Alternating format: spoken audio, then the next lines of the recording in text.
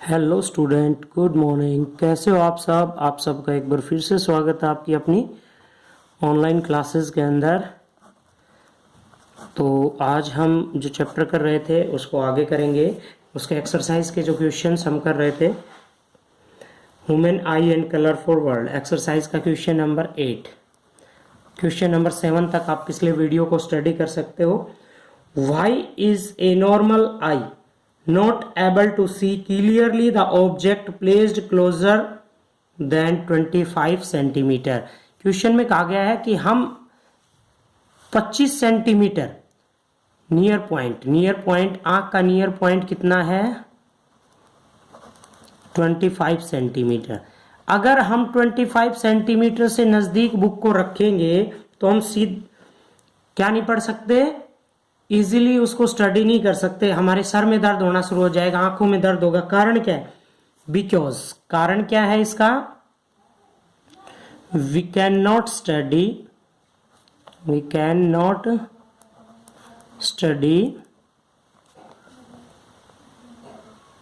या we can not see. Study की बजाय आप सी कर लो। Can not C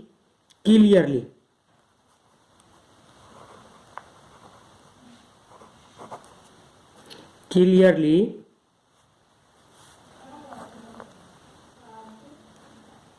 with normal eye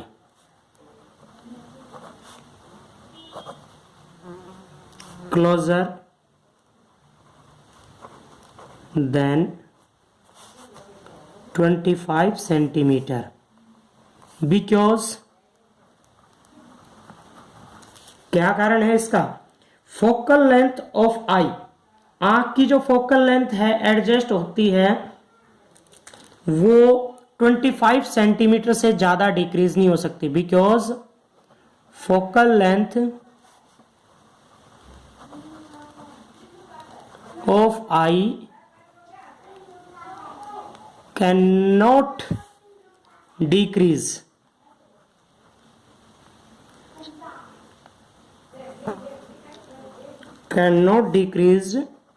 below 25 centimetre.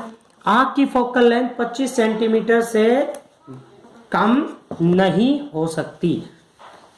तो ये था आपका क्वेश्चन नंबर 8, जो पावर ऑफ अकोमोडेशन को भी शो करता है। क्योंकि पावर ऑफ अकोमोडेशन क्या होती है? फोकल लेंथ सेट करना।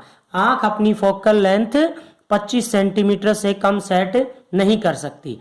ज्यादा कितना भी हो सकता है, ज्यादा इन्फिनिटी पे भी फोकल लेंथ, यानी कि इन्फिनिटी की ऑब्जेक्ट को भी हम क्लियरली देख सकते हैं। Question number 9। नेक्स्ट आपके पास question number 9।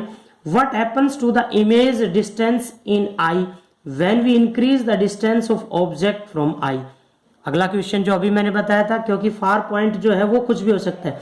The image distance in I does not change but remains same when we increase the distance of object। तो क्या ध्यान रखना है कि ऑल इमेज कहां पे बनेगी? Image of I formed at retina, कहां बनती है? रेटिना पे। आंख और रेटिना के बीच की ये है आपकी आंख और ये है रेटिना पिछला। इमेज हमेशा यही बनेगी, चाहे ऑब्जेक्ट आपका कहीं पे भी रखा हो। ऑब्जेक्ट की डिस्टेंस को बढ़ाएंगे फिर भी ये डिस्टेंस चेंज नहीं होगी, क्योंकि आंख का साइज तो चेंज जब कोई भी प्रॉब्लम डिफेक्ट आ जाता है तभी चेंज होती है। Question number 10। क्वेश्चन नंबर 10 क्या है आपका इसमें? क्वेश्चन नंबर 10 है why do the stars twinkle. Important question है। वाई डू स्टार्स ट्विंकल, तारे क्यों टिमटिमाते हैं? कई बार आपका हरियाणा बोर्ड के अंदर ये क्वेश्चन आया हुआ है। Why do star twinkle, stars क्यों टिमटिमाते हैं? हम यहाँ पे इसको एक्सप्लेन करेंगे। क्यों देखिए, क्यों टिमटिमाते हैं तारे, क्यों टिमटिमाते हैं? जबकि इससे अगला जो क्वेश्चन है वही आएगा कि planets do not twinkle, planet twinkle नहीं करते हैं। तो twinkling of stars are due to atmospheric refraction of starlight, due to atmospheric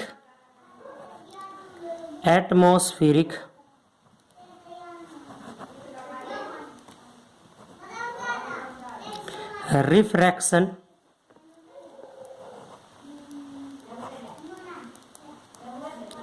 of light या स्टार लाइट। तो देखिए कैसे क्या होता है, हम मान लीजिए अर्थ पे हैं, अर्थ सरफेस ये है, ये अर्थ सरफेस और स्टार है यहाँ पे, ये आपका स्टार है। तो क्या होता है कि जब स्टार से लाइट आती है, तो क्वेश्चन को ध्यान से आप वीडियो को बार बार घुमा के रिवाइज कर करके फिर सुनना कि जब हम स्टार को देखते हैं तो स्टार से आने वाली लाइट हमारी आंखों तक पहुंचने से पहले, स्टार से आने वाली लाइट हमारी आंखों तक, हम पृथ्वी पे अर्थ पे इस सरफेस पे खड़े हैं, स्टार से ये लाइट आ रही है, स्टार से आने वाली लाइट हमारी आंख तक पहुंचने से पहले अर्थ एटमॉस्फेयर की बहुत सारी लेयर को क्रॉस करके आती है, क्योंकि अर्थ एटमॉस्फेयर को 3 या 4 लेयर के अंदर आप डिवाइड कर सकते हो। वैसे तो और भी लेयर हैं, पर कैसे उनकी ऑप्टिकल डेंसिटी के आधार पे आप डिवाइड कर सकते हो। आइनोस्फीयर है, स्ट्राटोस्फीयर, लिथोस्फीयर, मेसोस्फीयर, इस तरह से बहुत सारी लेयर्स में आप डिवाइड कर सकते हो। बट साइंटिस्ट ने 3 लेयर्स मेन है, उसके बाद चौथी लेयर है। तो उसमें क्या होता है कि जैसे सबसे नीचे यानी कि अर्थ सरफेस के नजदीक जो लेयर है उसमें डस्ट पार्टिकल्स ज्यादा है, उसके बाद वाटर ड्रॉपलेट्स आ जाते हैं, उसके बाद डेंसिटी जो है वो कम होती जाती है। तो इन लेयर्स को जब ये क्रॉस करेगी, जिनकी ऑप्टिकल डेंसिटी अलग अलग है, अलग अलग रिफ्रैक्शन होगा, सब में रिफ्रैक्शन अलग अलग होगा, सभी में रिफ्रैक्शन। स्टार से आने वाली लाइट सीधी ना आके अलग अलग डायरेक्शंस में दिखाई देगी। अलग अलग डायरेक्शन का मतलब ये नहीं है कि एक बार इधर एक बार इधर, इसमें स्लाइटली रिफ्रैक्शन होगा। तो इसकी पोजीशन हमें कंटिन्यूअसली चेंज दिखाई देगी, स्लाइटली, कभी ये इधर दिखाई देगा, कभी ये इधर, ड्यू टू एटमॉस्फेरिक रिफ्रैक्शन। इसलिए तारे जो हैं वो टिमटिमाते हुए दिखाई देते हैं। तो क्या हो गया, the stars light on entering the earth atmosphere undergoes the refraction continuously before reach the earth. The refractive index of medium gradually change. refractive index gradually लगातार चेंज होता है। the star lights bend towards the normal, ये refraction का नियम है। तो the air near the earth surface is denser than upper layer, नीचे की जो एयर है वो ज्यादा डेंसर है, ऊपर की लेयर लेस डेंसर है। तो रिफ्रैक्शन नीचे ज्यादा, ऊपर कम। तो अपेरेंट पोजीशन हमें दिखाई देती है, are not stationary, it keeps changing slightly, ये लगातार चेंज होती रहती है। इसलिए, और दूसरा स्टार्स की जो डिस्टेंस है वो बहुत ज्यादा दूरी पे है, ठीक है, as compare to planets. Planets जो है वो कम डिस्टेंस पे होते हैं, ये स्टार और ये होते हैं प्लैनेट। प्लैनेट्स की distance as compare to star जो है वो कम होती है, इसलिए प्लैनेट्स ट्विंकल नहीं करते। The planets do not process light of their own, planets की अपनी लाइट भी नहीं होती है। वो किसकी लाइट से चमकते हैं, सन से आने। स्टार की अपनी लाइट होती है, प्लैनेट्स की अपनी लाइट नहीं होती है। They are visible because reflection के कारण of sunlight which fall on them, जब प्लैनेट्स पे सन की लाइट गिरती है तब वो दिखाई देते हैं, ठीक। और they are very closer to earth, इतने भी क्लोज नहीं है कि आप उनको तोड़ सको। जैसे मार्स पे पहुंचने के लिए अभी तक साइंटिस्ट कोशिश कर रहे हैं मार्स पे, कि भी मार्स पे जाके हम खोज कर सके। तो वहां पे नासा ने भी अपने साइंटिस्टों अपने शिप को भेजा हुआ था, स्पेसशिप को स्टडी करने के लिए। तो इतना दूर भी नहीं है और इतने नजदीक भी नहीं है। तो नजदीक होने के कारण, अर्थ सरफेस से नजदीक होने के कारण ये जो लाइट है इनके ऊपर गिरती है वो कम डिस्टेंस क्रॉस करती है हमारी आंख तक पहुंचने में।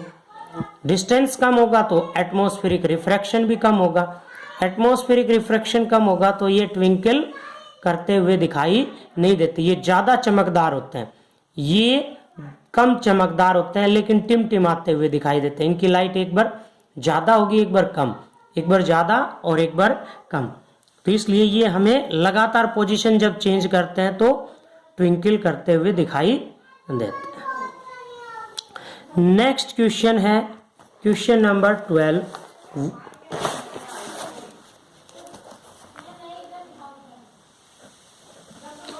why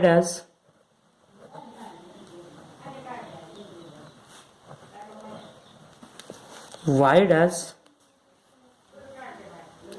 the sun appear reddish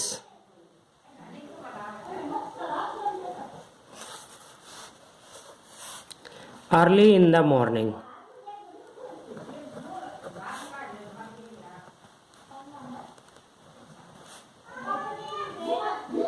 ये क्वेश्चन चेंज करके भी पूछा जा सकता है। कैसे पूछा जा सकता है? Why does the sun appears reddish at the time of sunrise and sunset? ऐसे भी ये क्वेश्चन पूछा जा सकता है कि सूर्य जब उदय होता है और छिपता है तब लाल रंग का क्यों दिखाई देता है। तो देखिए, at the time of sunrise and sunset sun is at horizon. सूर्य जब उदय होता है और छिपता है, at the time of sunrise and sunset sun is at horizon, और हम यहां पे हैं तो ये जो डिस्टेंस है ये एज कंपेयर टू नून, दोपहर की बजाय ज्यादा होती है। दोपहर में सन जो है वो as compare to morning and evening कम डिस्टेंस पे होता है। तो सन से आने वाली लाइट जो है वो व्हाइट लाइट है, और व्हाइट लाइट के अंदर आपको पता है 7 कलर्स होते हैं। 7 कलर्स के अंदर रेड कलर की जो वेवलेंथ है सबसे ज्यादा होती है। वेवलेंथ रेड कलर की सबसे ज्यादा होती है। तो वेवलेंथ लैम्डा की वैल्यू सबसे ज्यादा, लैम्डा उल्टा वाई अक्षर जैसा डिनोट किया जाता है, सबसे ज्यादा होती है रेड कलर की और सबसे कम वायलेट कलर की। तो रेड कलर की वेवलेंथ ज्यादा होने के कारण बाकी 6 रंग लगभग यहीं पे क्या हो जाते हैं, फैल जाते हैं। केवल लाल रंग ही हमारी आंखों तक पहुंच पाता है। Only red colour can reach till our eyes. So sun looks reddish at the time of sunrise and sunset. तो क्या कर सकते हैं, light from the suns near the origin passes through the thicker layer of air. It covers large distance in the Earth's atmosphere before reaching our eyes. Or near the origin, most of the blue light are shorter wavelength are scattered away by the particle. So therefore, light that reach our eyes of longer wavelength. तो longer wavelength किसकी है? Red colour की। केवल red colour ही हमारी आंखों तक पहुंच पाता है, बाकी रंग वहीं पे फैल जाते हैं। नेक्स्ट क्वेश्चन है इसका, व्हाई डज द, इसमें आप एक क्वेश्चन और ऐड कर सकते हो। इसमें ये क्वेश्चन भी पूछा जा सकता है, why the danger signal, dangerous signal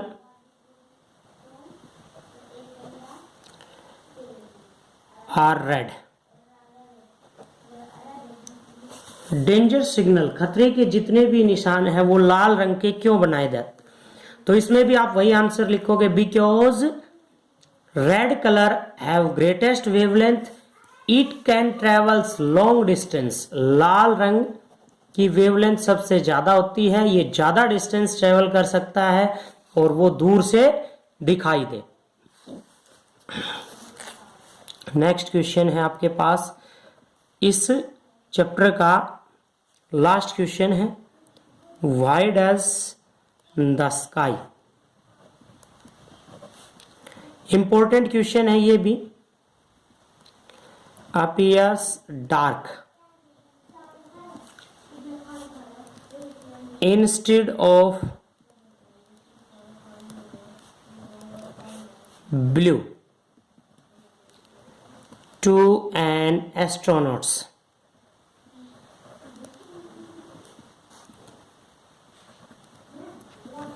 question में क्या पूछा गया है? क्वेश्चन में पूछा गया है कि जो एस्ट्रोनॉट्स होते हैं, अंतरिक्ष यात्री जो होते हैं, उनको आसमान नीले रंग की बजाय, आसमान ब्लू कलर की बजाय काले रंग का, डार्क गहरे रंग का क्यों दिखाई देता है? जो अंतरिक्ष यात्री होते हैं, एस्ट्रोनॉट्स जो होते हैं, उनको आसमान नीले रंग का दिखाई नहीं देता, उसकी बजाय गहरे रंग का दिखाई देता है, क्यों? तो सबसे पहले तो इसमें एक क्वेश्चन का आंसर दे दें कि आसमान का रंग नीला ही क्यों दिखाई देता है। तो पहला क्वेश्चन तो ये है इसमें कि आसमान का रंग नीला ही क्यों दिखाई देता है। तो ब्लूइश कलर, तो bluish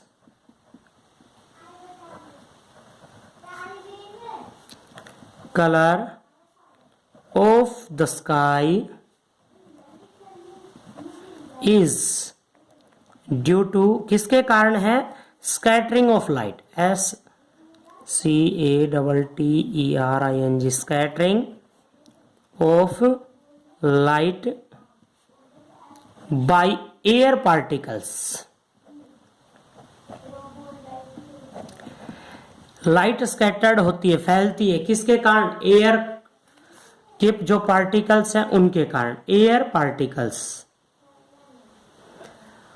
which are very small in size, which are very small in size, in upper layer, ऊपर की जो लेयर है एटमॉस्फेयर की, उसके साइज, उसके पार्टिकल के साइज बहुत कम है, upper layer of atmosphere.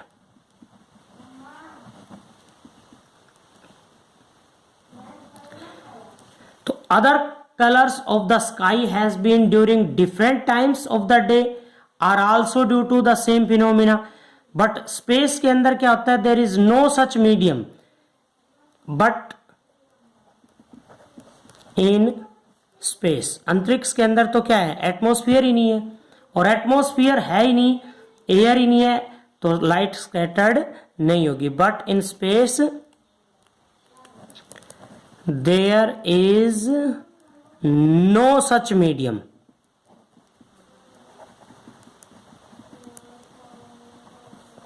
no such medium as air to scatter light, light को स्कैटर करने के लिए।